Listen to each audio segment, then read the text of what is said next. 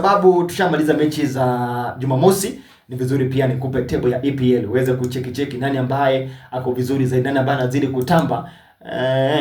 Unajua kuna watu wakati Man City walishinda walikuwa wananiambia Onsongo leta table tuone, Onsongo leta table tuone. Sasa Arsenal inakula Christmas ikiwa top of the Premier League table, si ndio? Kwa namna hiyo. Sikilizaji, table ya Premier League Match week 17, mechi ambazo zimepigwa leo siku ya Jumamosi, vile mambo inavyozidi kusonga.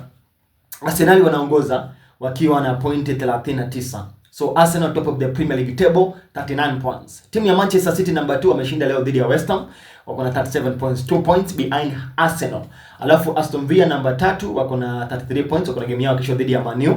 Alafu timu ya Chelsea wako namba 4 29 points, Liverpool namba 5 29 points. Liverpool wamekuja kwa namna fulani, wanakuja vizuri. Alafu Sunderland number 6 wako na 27 points. Man U number 7 wako na 26 points. Crystal Palace number 8 wako na 26 points. Hao ni vijana wa timu ya Crystal Palace. Alafu Brighton wako number 9 wako na 24 points. Everton wako number 10 wako na 24 points. Hiyo ndio top 10 kwenye English Premier League.